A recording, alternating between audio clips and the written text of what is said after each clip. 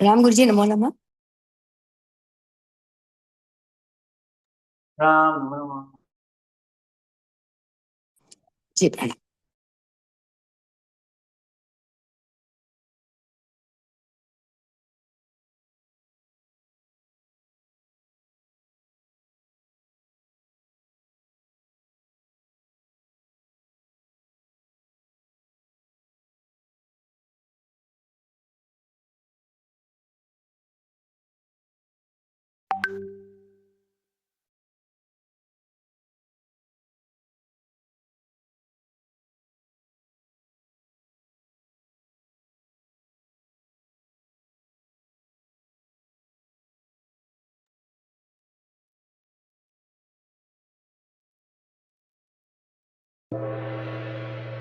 श्रुतरक्षानो शङ्खनाद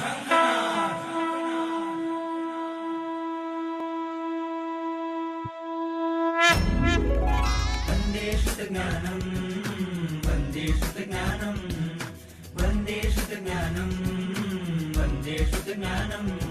ओ देवादिदेवा करू तारी हूँ सेवा, हो देवादिदेवा करू तारी हूँ सेवा।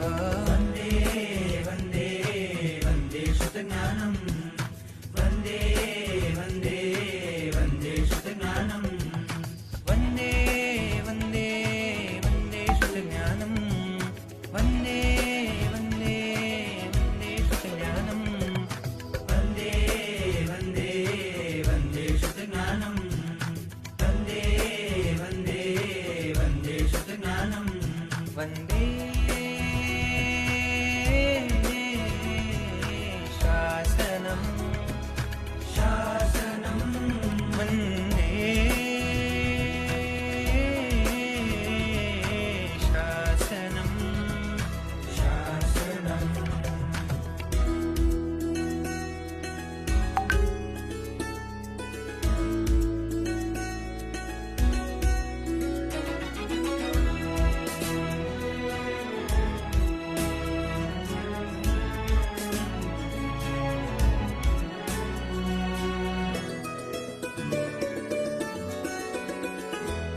आ विश्वમાં જે શ્રેષ્ઠ છે સર્વ ધર્મમાં તુલ્ય છે। આ વિશ્વમાં જે શ્રેષ્ઠ છે સર્વ ધર્મમાં તુલ્ય છે। સૂરીશ્વરોનો શ્વાસ છે મુનિઓ તણો વિશ્વાસ છે, મુનિઓ તણો વિશ્વાસ છે। વંદે શુદ્ધ જ્ઞાનમ વંદે શુદ્ધ જ્ઞાનમ વંદે વંદે વંદે શુદ્ધ જ્ઞાનમ।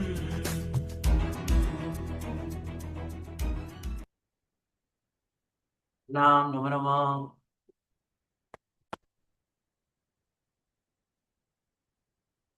प्रणाम गुरुजी। प्रणाम गुरुजी। प्रणाम गुरुजी नमो नमः।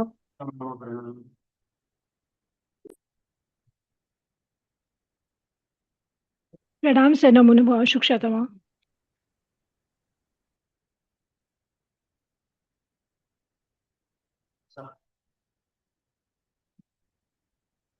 હવે તો લગભગ બધાને આ ઉદય ચોવીસી, ઉદયભંગ, પદ ચોવીસી અને પદભંગ કેવી રીતે બને છે એ બધાને ખ્યાલ આવી ગયો હશે। અને આટલા પ્રકારે પ્રથમ ગુણસ્થાનકે જીવો કર્મ બાંધી શકે છે, જેનું ઉદય સ્થાન 7, 8, 9 કે 10 હોઈ શકે છે। 8 અને 9મું ઉદય સ્થાન બાંધી શકે ને ઉદયમાં હોઈ શકે છે। 8મું અને 9મું ઉદય સ્થાન એ 3 પ્રકારે પણ હોઈ શકે છે। અને એની એક ઉદય ચોવીસી બને છે, એના ઉદય ભંગ પણ બને છે અને પદ ભંગ પણ બને છે। 1632 ઉદય ભંગ છે,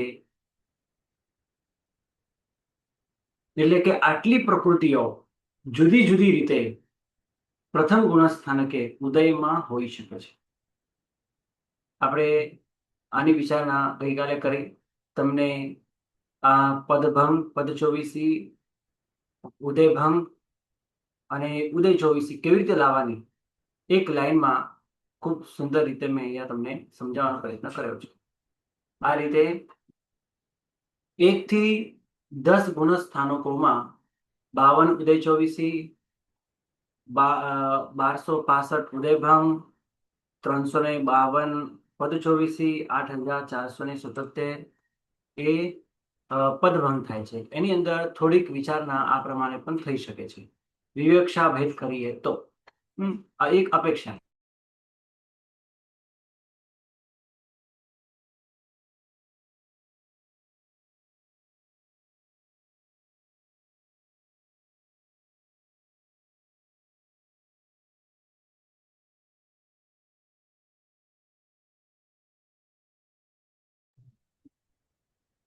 તો વિવેક્ષા ભેદે આ પ્રમાણે પણ થઈ શકે છે.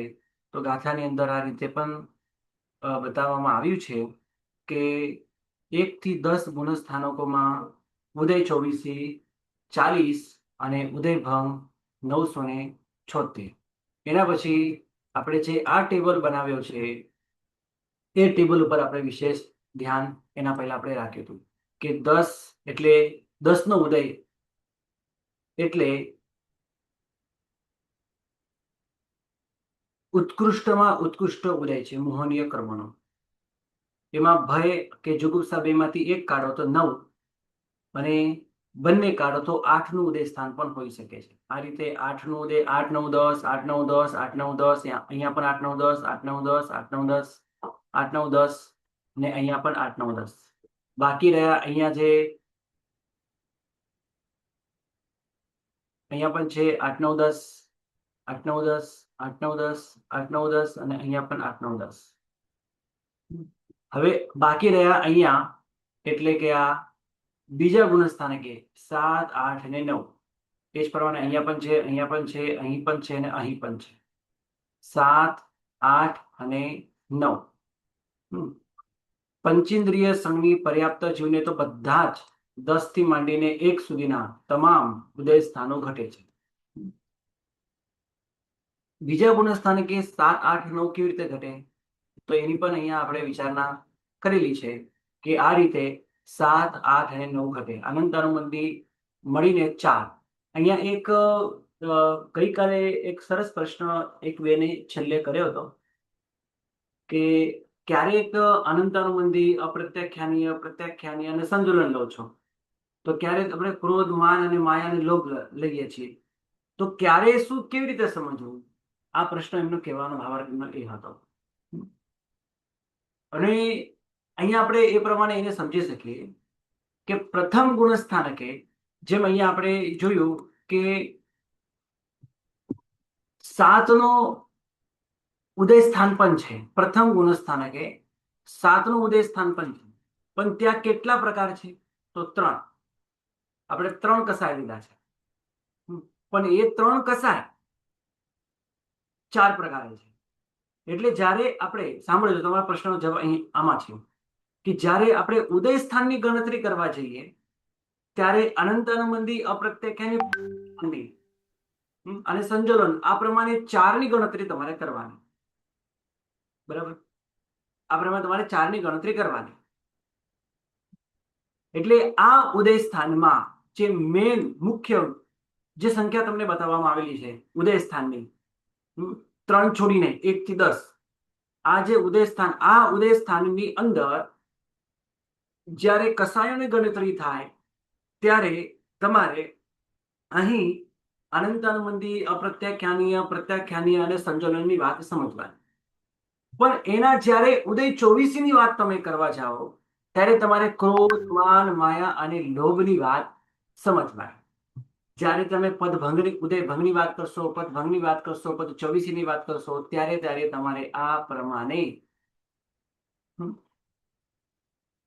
ક્રોધ માન માયા અને લોભની ગણતરી કરી. જ્યારે આપણે પેટા ભેદની વાત કરવા જશું, ક્રોધ માન માયા અને લોભની વાત કરવાની, અને જ્યારે મુખ્ય ઉદય સ્થાનની વાતો કરશું ત્યારે અનંત અનુબંધી અપ્રત્યાખ્યાની પ્રત્યાખ્યાની આ 3 અને સંજોલન 4, આ પ્રમાણે 4 ની તમારે ગણતરી સમજવાની. બરાબર? આ પ્રમાણે પ્રશ્ન જ્યારે પૂછ્યો તો ક્લાસ આપણો પૂર્ણ થયેલો, એનો જવાબ હું તમને અત્યારે આપી દઉં છું.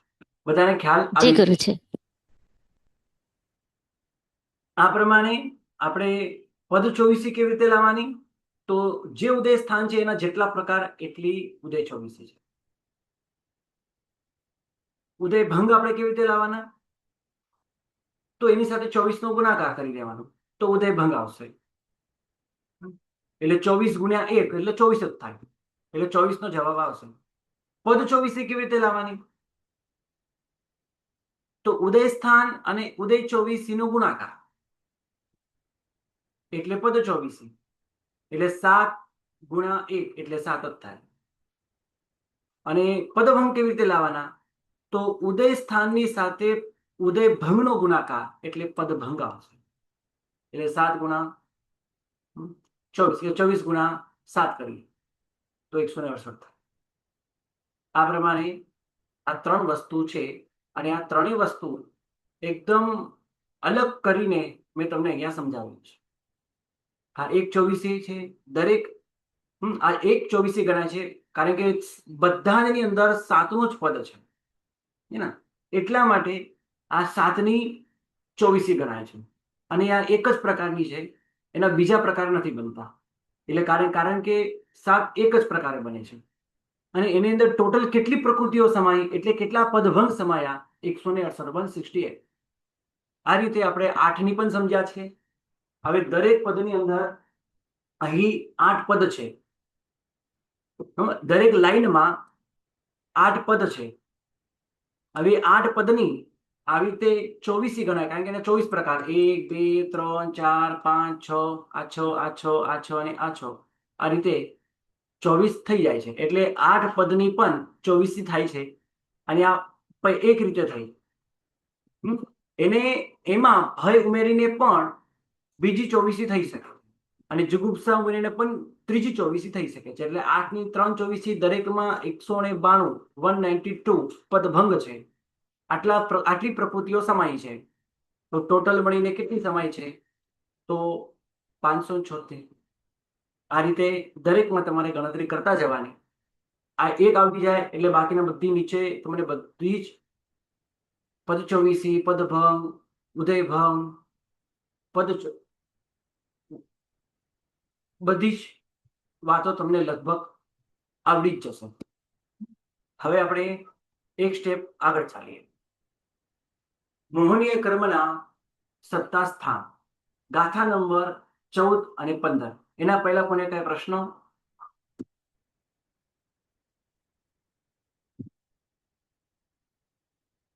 વિશેષ વાત આપણે અહીંયા 9મા ગુણસ્થાનકની પણ કરી છે.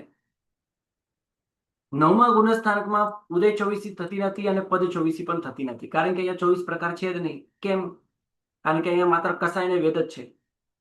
24 પ્રકાર ત્યારે થાય જ્યારે 4 કસાય હોય, 2 યુગલ હોય, 3 વેદ હોય. અહીંયા તો વેદ અને કસાય જ છે એટલે અહીંયા 24 નહીં થાય. એટલે હાસ્યરથી અને શોક અરથી આની સાથે થતી 24 અહીં નહીં થાય કારણ કે પોતે 8મા ગુણસ્થાનકના અંતે હાસ્ય ષટક જાય છે. પણ 4 કસાય એના પ્રકાર અને 3 વેદના પ્રકાર થઈ શકે છે. એટલે આપણે આટલું કરશું 4 ગુણ્યા 3 એટલે 12 અને 12 ગુણ્યા 2 એટલે ઉદય સ્થાનની સાથે ઉદય ભંગનો ગુણાકાર એટલે પદભંગ આવે એટલે 24. આ 24 કયા પ્રકાર એ તમને નીચે એકદમ વ્યવસ્થિત 24 લખીને આપી દીધા છે. તો 12 કયા પ્રકાર? તો 12 પ્રકાર પણ અહીંયા તમને સ્પષ્ટ દેખાઈ જશે. આ ક્રોધ એક પ્રકારનો, આ માન એક પ્રકારનો, આ માયા એક પ્રકારની, આ લોભ એક પ્રકારનો. ભલે 3 છે એટલે આ 1 2 3 4 5 6 7 8 9 10 11 12 પણ પ્રકૃતિ કેટલી? તો 24 કારણ કે એક ક્રોધની સાથે પુરુષ સ્ત્રી નપુંસક, પુરુષ સ્ત્રી નપુંસક, પુરુષ સ્ત્રી નપુંસક, પુરુષ સ્ત્રી નપુંસક છે એટલે બીજી 12 એટલે 12 દુ 24 થાય. એટલે 24 પણ દેખાય અને 12 પણ દેખાય. અને થોડોક ભાગ ગયા પછી મેં તમને અહીંયા ગઈકાલે એ પણ કહ્યું હતું કે થોડોક ભાગ જાય સંખ્યાતા ભાગ જાય બાકી થોડોક ભાગ બાકી રહે ત્યારે માત્ર એક કસાય જ ઉદયમાં હોય. આ વાત પણ વ્યવસ્થિત પુસ્તકની અંદર લખેલી જ છે. ગઈકાલે મેં આ વાત તમને કરી હતી પછી મને ટાઈમ ન મળ્યો એટલે હું તમને મોકલી ન શક્યો. પણ આજે ટાઈમ મળશે તો હું તરત તમને મોકલવાનો પ્રયત્ન કરીશ. આ તમને ખ્યાલ આવશે કે અહીંયા આપણે બંધમાં પ્રકાર કરવાના છે, સત્તામાં પણ પ્રકાર થાય, કારણ કે સ્ટેપ બાય સ્ટેપ એક એક કર્મ સત્તામાંથી ખાલી થાય છે. પણ ઉદયમાં આ રીતે બે જ વિભાગ તમે કલ્પી શકો છો. એની વાત હું તમને મોકલી આપીશ. તો આ થઈ 9મા ગુણસ્થાનકના પદભંગ અને ઉદયભંગની. અહીંયા માત્ર વેદ ગયા પછી માત્ર 4, અહીંયા એક કસાય છે, પણ એક કસાય એટલે કોઈ પણ એક જ ઉદયમાં હોય, ક્રોધ અથવા માન અથવા માયા અથવા લોભ, જે ઉદયમાં શ્રેણી માંડી હોય એ અહીંયા ઉદયમાં હોય, પણ ચારે હોઈ શકે છે, કોઈ ચારમાંથી કોઈ પણ એક હોઈ શકે છે. એટલે એના 4 પ્રકાર અને એના પદભંગ પણ 4 જ થશે, એ જ 4: ક્રોધ, માન, માયા અને લોભ. ગુરુજી, બોલો. આપણે જે 24 કીધું 9મા ગુણ સ્થાનક, એ કેવી રીતે આવ્યું? પદભંગની અંદર આપણે શું વિચારીએ છીએ? પદભંગની અંદર પદ પ્રકૃતિઓ, એટલે પ્રકૃતિઓ કેટલી એ વિચારી રહ્યા છે, બરાબર? તો હવે તમે ગણો પ્રકૃતિ કેટલી. જો આ 1, 2, 3, 4, 5, 6. તમે એમ કહો કે આ તો એક જ તમે 2 વાર બીજી વાર 2 વાર ગણો છો, કે ના, એવું નથી. જો આ ક્રોધ અલગ છે ને પેલો ક્રોધ અલગ છે. કેમ? કારણ કે આ ક્રોધની સાથે પુરુષ છે અને આ ક્રોધની સાથે સ્ત્રી છે. આ ક્રોધની સાથે નપુંસક ઉદયમાં છે, એટલે આ ક્રોધ કઈ સમાન ન કહેવાય. સ્ત્રીનો ક્રોધ પુરુષનો ક્રોધ કઈ સમાન ન કહેવાય. હા, ક્રોધ ક્રોધ કહેવાય, તો પણ સ્ત્રીનો અલગ અને પુરુષનો અલગ.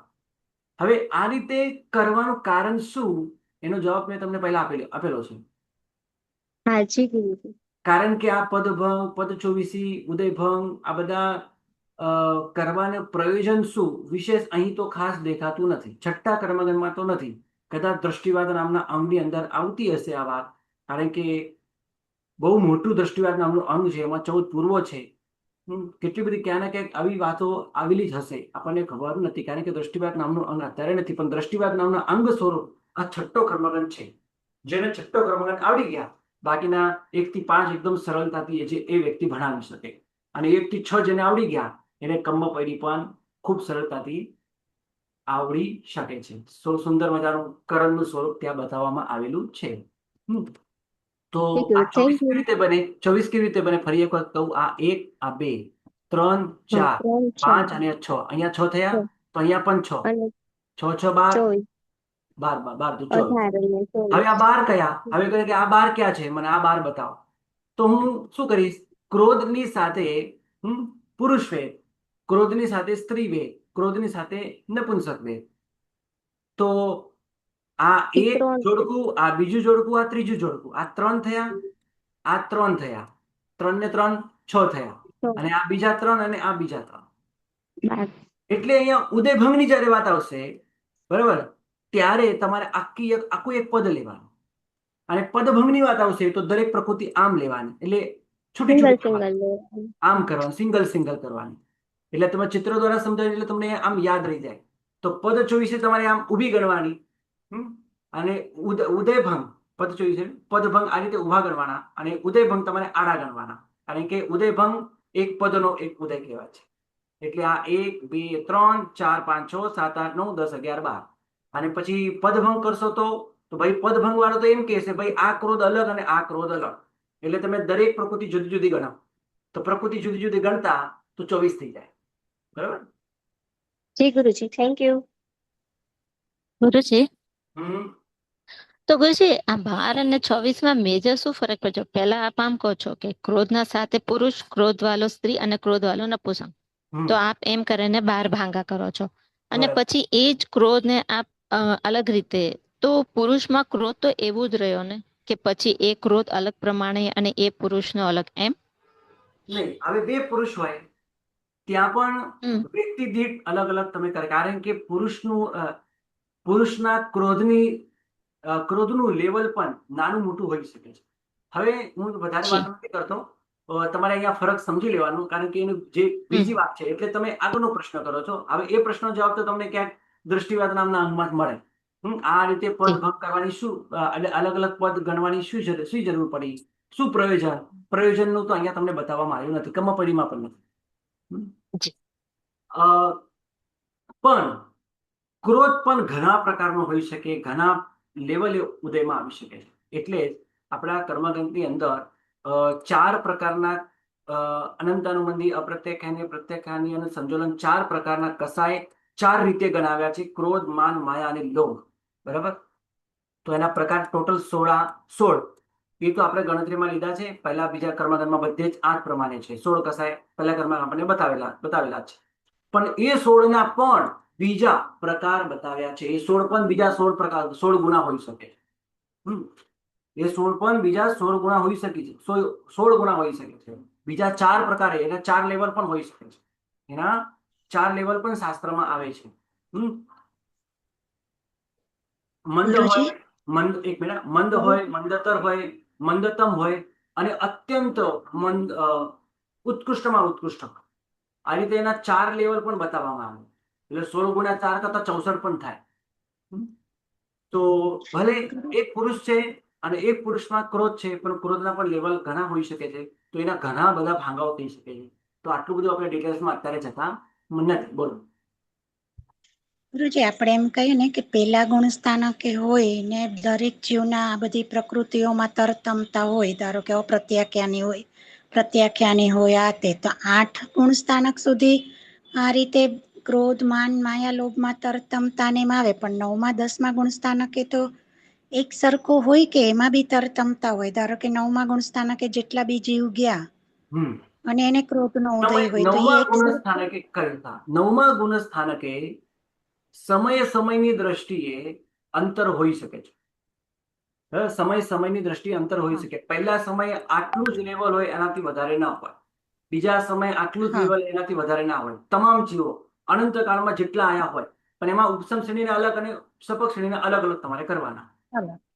હા, એ બરોબર. એટલે ઉપસમ હા, પણ શ્રેણીમાં અનંત કાળમાં આવેલા અનંત જીવોનું 9મા ગુણસ્થાનના પહેલા સમય લેવલ બધાનું સરખું જ હોય. બીજા સમયે પણ બધાનું એના કરતા વધારે હોય, પણ આમ બધાનું સરખું. બરાબર. પણ એટલે કહેવાય કે છઠ્ઠાનું વળિયા 1 થી 8 ગુણ સ્થાનક સુધી હોય. 9મા ગુણ સ્થાનકે ના. એટલે તરતમતા સમયના હિસાબે છે, તરતમતા વ્યક્તિના હિસાબે નથી ત્યાં. બરાબર છે. હા, હશે. સર, એક સવાલ. હા સર, કાલે આપણે જે ઉદય 24 ના 40 ભાંગા બતાવ્યા હતા, એમાં તમે એમ કહો તો કે 6, 7 ને 8 નું આપણને 4, 5 ને 6 એ જે છે એ ભેગું ગણેલું છે એમાં, બરોબર?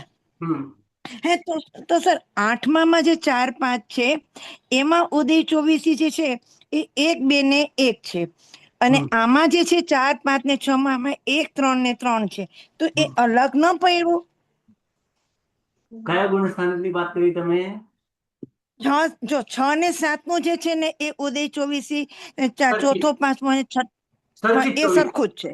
બરાબર છે. હા, હવે 8મા ગુણ સ્થાનકે તમે જુઓ. હા, 8મા ગુણ સ્થાનકે 4, 5 અને 6 ના ઉદયની 24, 1, 2 અને 1 એટલે ટોટલ 4 છે. બરાબર છે.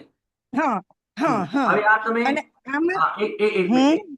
એટલે ઉદય 24, 4, 96, 20 અને 480. બરાબર છે. હવે આ જે છે, આ જે છે, આ જ ક્રમ અહીં પણ છે. 4, 5 અને 6, 4, 5 અને 6, 4, 5 અને 6. તો સર, એમાં જો ઉદય 24 માં ફેર પડે છે. બરાબર છે. કેમ કે આમાં તમે જો આપણે 4, 5 ને 6, છઠ્ઠે ને 7મે ગુંઠાણે લઈએ તો ઉદય 24 થાય છે 7. અને ચોથા, 5મા ની, છઠ્ઠા ની 8મા ગુણસ્થાનકે લઈએ ને તો ઉદય 24 થાય છે 4. તો એ એક કેવી રીતે થયું? 4 તો સમાન છે. હા, 4 સમાન છે. હવે 5 જે છે, 2 અને 8. બરાબર છે. અને 2 અને 8 આ જ 2 અહીંયા 3 છે. પણ 3માં જે 2 છે ને એ સમાન છે. 3માં જે 2 છે, આ જે 3માં જે 2 છે એ સમાન છે. આ 2 ને આ 2 માં ફરક છે. એટલે 1 અને 2, 1 અને 2 અને પછી 3. અહીંયા 3 છે, વાત તમારી સાચી છે. પણ 1 અને 2 એ સમાન, પહેલો અને બીજો સમાન છે. એટલા માટે આ પ્રમાણે એમને કરેલી વિવક્ષા ભેદ છે. ચાલે. પણ આમ તો સર હા, બોલો. 24 એમાં ફેર પડી જાય છે. ઓલી 7 થાય છે ને આ 4 થાય છે, એટલે 3 24 એનો ફેર પડ્યો છતાં એને એ ત્રણેય ગુણસ્થાનક એક સાથે લઈ લીધેલા છે. બરાબર છે. એટલે એમાં એટલે એમ એ થાય છે છે ને ને ગુરુજી કે હમ. આઠમામાં જે 24 આવે છે ને એનો સમાવેશ છઠ્ઠા સાતમામાં થઈ જાય છે એમ. હા, એ જ કહું છું. છઠ્ઠા સાતમાની હા અંદર એ જ કહું છું કે આઠમાની જે આ 8 4 24 છે, અહીંયા કેટલી 24 છે? 8 24 છે. પણ પેલી જે 4 હા છે ત્યાં પેલી જે 4 છે ને હા આની અંદર આવી ગઈ કે આવું અચ્છા કેમ કરવાનું? કારણ કે જો છઠ્ઠે સાતમે અને આઠમે સર્વવૃત્તિ ધર જ હોય, હા સાધુ જ હોય, હા હા એટલે સમાન આ પ્રમાણે એનું ગણતરી કરે. આ તમે જુઓ કે તમને હું બતાવું, અહીંયા જો ચોથે અને પાંચમે પણ સંખ્યા સરખી જ છે, પણ એમને સમાન કેમ ન ગણ્યા, એક સાથે કેમ ન ગણ્યા? એટલા માટે કારણ કે બંનેનું ગુણસ્થાનકમાં બહુ મોટું અંતર છે. અહીંયા અવિરતિ ધર છે હમ અને અહીંયા દેશવિરતિ હમ ધર છે, બરાબર? હા અને અહીંયા બરાબર સર્વવિરતિ ધર જ છે. તો પછી તમે નવમા ગુણસ્થાનકમાં ભેગું કેમ ન કરનાર? નવમા ગુણસ્થાનક એ બહુ મોટું અંતર પડે છે. હમણાં બેને કહ્યું એ પ્રમાણે છઠ્ઠાનું વડ્યા વગેરે નથી હોતા, ઘણો બધો બીજો પણ ઘણો બધો મોટો ભેદ હોય છે. કારણ કે હમ સાચી સપક્ષણી તો અહીંથી સ્ટાર્ટ થાય છે, હે ને? 8 થી સપક્ષણી 9 તો થી અહીંથી થાય. નવમા જ ગુણસ્થાને કે ક્ષય કહો હા ઉપશમ કહો, ઉપશમ પણ નવમા ગુણસ્થાને કે થાય છે, આઠમા ગુણસ્થાને કે નથી થતો. નથી થતો. બરાબર છે? એટલે નવનું આમ અલગ છે બધા કરતા, પણ 6 7 અને 8 સર્વવૃત્તિ ધર જ હોય, ત્યાં ઉપશમ નથી અને કોઈ પ્રકારનો ક્ષય પણ નથી. એટલે એમને એ પ્રમાણે ગણી લેતા. પેલામાં 8 છે અને એમાં 4 છે, પણ એ 4 પેલા 8માં સમાઈ ગયા છે. એટલે આ પ્રમાણે ખાલી કક્ષા એટલે કરી છે. ન કરો તો પણ ચાલે, આપણે કરી જ છે 52.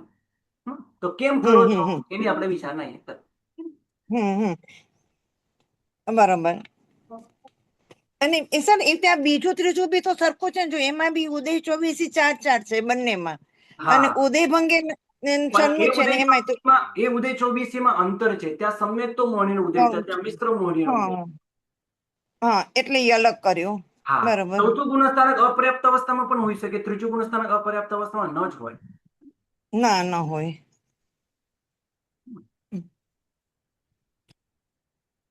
એ જ પ્રમાણે આ 8 અને આ 192 અને 8 અને 192 આ પણ સમાન નથી, બરાબર? કેમ?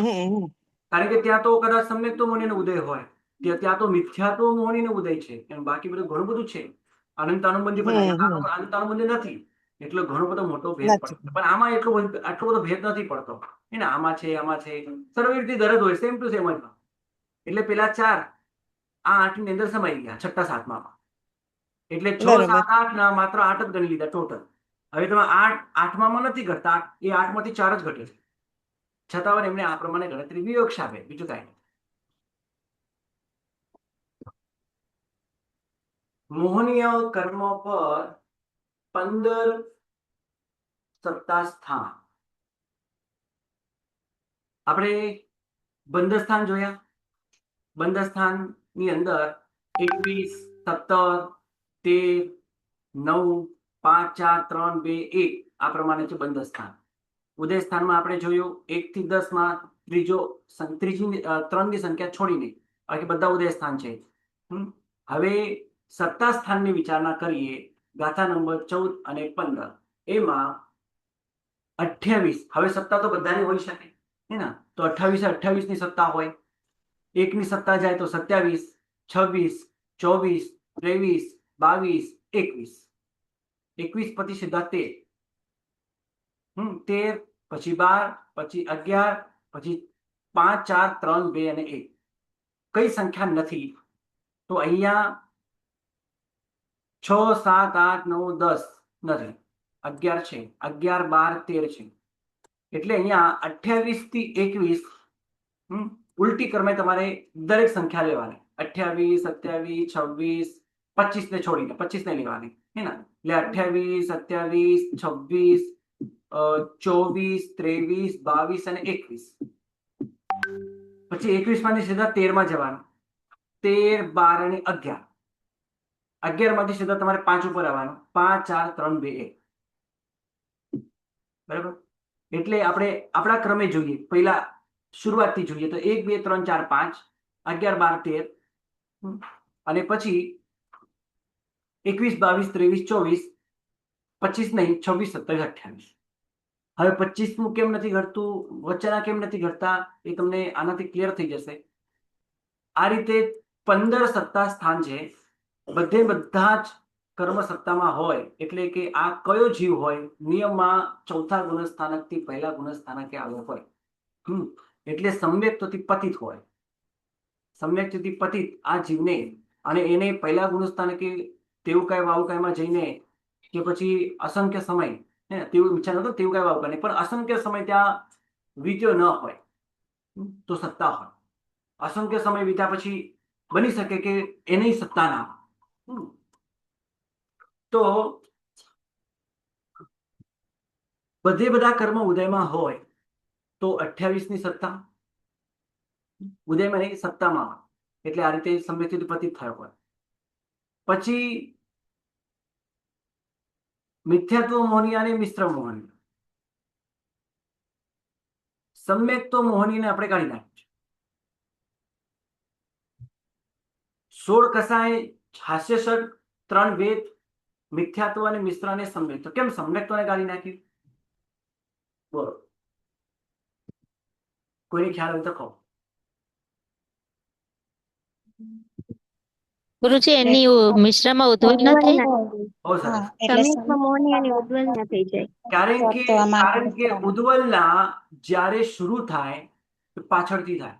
એટલે કે સૌથી પહેલા સમ્યક્ત મોહનીનો ઉદ્વલના થાય. હવે ક્ષય થાય તો ક્રમ શું હોય? પહેલા અનંતાનો મોહનીનો ક્ષય, પછી મિથ્યાત્વ મોહનીનો ક્ષય, પછી મિશ્ર મોહની, છેલ્લે સમ્યક્ત મોહનીનો ક્ષય. પણ ઉદ્વલ ના થાય તો ઉદ્વલના પાછળથી થાય. હવે જો બંને ઉદ્વલની અંદર પણ અને ક્ષયની અંદર પણ પ્રક્રિયા થોડી અલગ હોય, પણ અંતે ફળ એક જ હોય, સત્તામાંથી ખાલી થઈ જાવ. ક્ષય થાય તો પણ સત્તામાંથી ખાલી થાય, અને ઉદ્વલ ના થાય તો પણ સત્તામાંથી ખાલી થાય. પરિણામ સમાન. પણ અનંતાનુબંધીનો ક્ષય થાય તો પહેલા અનંતાનુબંધી, પછી મિથ્યાત્વ મોહની, પછી મિશ્ર મોહની, પછી સમ્યક્ત મોહની. ઉદ્વલ ના થાય તો પાછળથી પહેલા સમ્યક્ત મોહની, પછી મિશ્ર મોહની. એમાં સમ્યક્ત મોહનીને ઉદ્વલ ના થઈ જાય. આ ક્યારે બને આવું? કે સમ્યક્તથી પતિત થયો હોય અને પલ્યપમનો અસંખ્યાકનો એક ભાગ નીચે રહ્યો હોય પહેલા ગુણસ્થાનકે, તો સમ્યક્ત મોહનીને સ્વાભાવિક ઉદ્વલના મિથ્યાત્વ મોહની અને મિશ્ર મોહનીમાં થઈ જાય. એ સત્તામાંથી ખાલી થઈ જાય. પછી બીજા એક અસંખ્યાકમાં ભાગની અંદર મિશ્ર મોહની ખાલી થઈ જાય. એટલે 28 માંથી 27 માં આવે, સમ્યક્ત મોહની ખાલી થાય, અને મિશ્ર મોહની ખાલી થઈ જાય તો 26 માં આવે. પછી એ 26 વાળો જીવ નિયમમાં ફરીથી 3 કરણ કરવા પૂર્વક ઉપશમ સમ્યક્તની પ્રાપ્તિ કરે. આ પ્રમાણે કર્મગંતા શ્રી કહે છે. અને એ ત્યારે ગ્રંથિ ભેદ ન કરે, બાકી બધી પ્રક્રિયા એ કરે. તો આ પ્રમાણે 28, 27 અને 26 ની સત્તા ઘટે. કોની કેવી રીતે ઘટે, આ બધી વિશેષ વાત કદાચ તમને સત્તા અધિકારની અંદર આવી ગઈ હશે. કદાચ તમે બધાએ સત્તા અધિકાર કર્યો હોય, બંધ સ્વામિત્વ આવે તેમ ઉદયમાં સ્વામિત્વ પણ આવે, સત્તા સ્વામિત્વ પણ આવે. કદાચ તમે બધાએ કર્યું હોય તો આ બધું ત્યાં તમને આવી ગયું છે. હવે 26 નો તો અનાદિ મિથ્યાત્વની અપેક્ષા એ બી ગણી શકાય ને? એને પણ કરે, એને તો હોય જ. એને તો 28 એટલે 27 હોય જ. એમ જ સમજો, એને તો એમ જ સમજો. હા, અનાદિ મિથ્યાત્વી જે ભવ્ય જીવ છે એમને 26 હોય, અભવ્યને 26 જ હોય, જાતિ ભવ્યને 26 જ હોય. સર સત્ય બીજે પ્રમાણે સમ્યક્ત મોહનીય પણ આ હોય તો ખરા, તો એને આપણે ત્યાં કાઉન્ટ જ નથી કર્યું. 27 ની સત્તા લીધી તો ત્યાં સમ્યક્ત મોહનીય કઈ નિયમન ન હોય એવું તો નથી જ. ના. એક મિનિટ. આ ક્રમ છે, ગુણસ્થાનકનો ક્રમ નથી. આ સામાન્ય ક્રમ. તમને એમ કીધું કે 17 સ્થાન છે. કયા 15 સ્થાન છે? 15મું કયા ગુણસ્થાનક છે? નથી. પણ આ ક્રમ છે તે એક ક્રમ છે ગુણસ્થાનક. અચ્છા. એટલે 28, 27 અને 26 ગુણસ્થાનક ની વાત કરું. આ ત્રણેય પહેલા ગુણસ્થાનકે ઘટે. બરાબર? અત્યારે ગુણસ્થાનક વિચારણા આપણે પછી કરવાના, અત્યારે નહીં કરવાની. તો આ પહેલા તો સત્તા સ્થાન કેવી રીતે ઘટે એ અને સમજી લઈએ. સમ્યક્ત મોહની ખાલી થઈ જાય તો 27 નું ઘટે, બધા હોય તો 28, મિશ્ર મોહની ખાલી થઈ જાય તો 26, હવે 24 અનંતાનુબંધી ખાલી થઈ જાય. દર્શનત્રિક હોય અને અનંતાનુબંધી ખાલી થઈ જાય. એટલે જે ક્ષાયિક સમકીર્તિ બનવાની શરૂઆત કરી હોય, સૌથી પહેલા અનંતાનું મંદિર ખાલી થઈ જાય, અથવા કે અનંતાનું મંદિર 20 યોજના કરી હોય, અને કદાચ ઉપસમ શ્રેણી વગેરે માનવા માટે કદાચ આગળ વધવાનું હોય, એવો કોઈ જીવ હોય તો એના માટે 24 સમજો. એના માટે તમે 24 ની સત્તા સમજો. એટલે દર્શનત્રિક છે, અનંતાનું મંદિર નથી, એટલે અહીંયા 12 કસાય કર્યા 16 માંથી. આગળ 5મો ક્રમ, 5મું સત્તા સ્થાન 23. એની અંદર 12 કસાય છે, સમ્યક્ત્વ અને મિશ્ર મોહનીય છે, મિથ્યાત્વ મોહનીય નથી.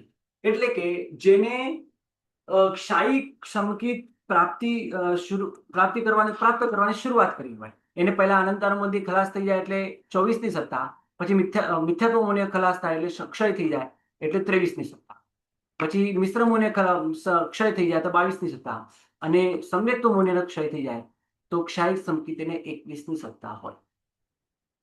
આ રીતે વચ્ચે 25મું ના ઘટે, બાકી બધા ઘટે. 21, 22, 23, 24, 26, 28. હા, હવે આગળ 8 કસાયનો ક્ષય થઈ જાય 9મા ગુણસ્થાને કે થાય છે. તમે શપક શ્રેણીનું સ્વરૂપ સાંભળ્યું હશે, 5મા કર્મગંધના અંતે કે પછી બીજા કર્મગંધમાં, એમાં 8 કસાય સાથે જાય છે એવી વાત આવે છે. તો 12 માંથી ક્ષાયિક સમકીર્તિ શપક શ્રેણી માંડીને 8 કસાયનો ક્ષય કરે તો 4 કસાય બાકી રહે.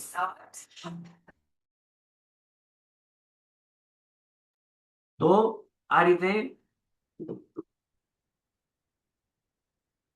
8 કસાય જાય તો 13 ની સત્તા રહે. પછી નપુંસક વેદ જાય, પુરુષ વેદ અને સ્ત્રી વેદ રહે, કારણ કે ક્રમની અંદર આ જ પ્રમાણે પહેલા નપુંસક વેદ જ જાય. હવે પુરુષ વેદે શ્રેણી માંડી હોય તેની આપણે વાત કરીએ, બરાબર, કે પુરુષ પ્રધાન છે, ગણતરી આ પ્રમાણે હંમેશા થતી હોય છે, તો 12 ની સત્તા. પછી સ્ત્રી વેદ જાય તો 11 ની સત્તા, અને પુરુષ વેદ બાકી રહે. અને પછી હાસ્ય ષટક જાય, વચ્ચે હાસ્ય ષટક જાય, પછી પુરુષ વેદ જાય. હાસ્ય ષટક જાય એટલે 6 પ્રકૃતિ ગઈ એટલે 5 ની સત્તા, અને પછી પુરુષ વેદ જાય એટલે 4 ની સત્તા. 4 ક્રોધ, માન, માયા, લોભ સંજ્વલન હોય. પછી ક્રોધ જાય એટલે 3, માન જાય એટલે માયા લોભ રહે, અને માયા જાય તો માત્ર એક લોભ રહે. અને પછી 10મા ગુણસ્થાનકના અંતે સપક શનિ વાળો જીવ લોભનો અંત કરી સીધા 12મા ગુણસ્થાનકે પહોંચે, એને સત્તા મોહનીયની હોય છે. સંપૂર્ણ મોહનીય કર્મનો ક્ષય કરીને જ યથાખ્યાત નામનું ચારિત્ર પ્રાપ્ત પહેલા જ સમય 12મા ગુણસ્થાનકના કરે છે. આ પ્રમાણે આ સત્તા સ્થાન ઘટે છે. ગુરુજી, એટલે અહીંથી બધું ક્ષપક શ્રેણીની અપેક્ષાએ સમજવા. આ બધું ક્ષપક શ્રેણીની અપેક્ષા, શપક જીવની અપેક્ષા. પહેલા દર્શન સપ્તક ગયું એટલે 21 ની સત્તા, 8 કસાય ગયા, પછી નપુંસક વેદ, સ્ત્રી વેદ, પછી પુરુષ વેદ ગયો, પછી હાસ્ય ષટક ગયું, અને એના પછી ક્રોધ, માન, માયા, લોભ ગયા, અને છેલ્લે માત્ર એક લોભ ગયો. બોલો પ્રશ્નો? ના સમજાઈ ગયું. એટલે 21 થી માંડીને 1 સુધી આ ક્ષપક જીવની અપેક્ષાએ ઘટે. કદાચ ક્ષાયિક સમકીર્તિ પ્રાપ્ત કરીને એ અટકી પણ જાય, એ ભવમાં એવા સંજોગો ન મળે, આયુષ્ય વગેરે બંધાયું હોય તો પરભવમાં પણ જવું પડે તો અટકી જાય. 21 ની સત્તા લઈને અટકી પણ જાય, પણ જ્યારે 21 માંથી 13માં આવે ત્યારે ન અટકે. પછી 13 માંથી 12 આવે, 12 માંથી 11 આવે, 11 માંથી 5 આવે, 5 માંથી 4, 3, 2, 1 આવી જ જાય. અને પછી 0 પર આવે યથાખ્યાત ચારિત્ર પ્રાપ્ત કરી જ લે. એટલે અહીંયા કદાચ સંભવ છે અટકવાની, બાકી તો આ તો લાઈન સર જ ચાલે. બોલો પ્રશ્ન? ગુરુજી, હા, જે ઉપશમ શ્રેણી વાળો હોય છે તો એવી જ રીતે ઉપશમાપ્તો જાય જેવી રીતે એને ક્ષય કર્યો છે સપક શ્રેણી વાળાએ, હા, એવી જ રીતે એ જ સમયે તે ઉપશમાપ્તો જાય છે. બેઉ સાથે ચડ્યા હોય બે જીવ તો એટલે તે જ સમય જયારે સપક શ્રેણી વાળો ક્ષય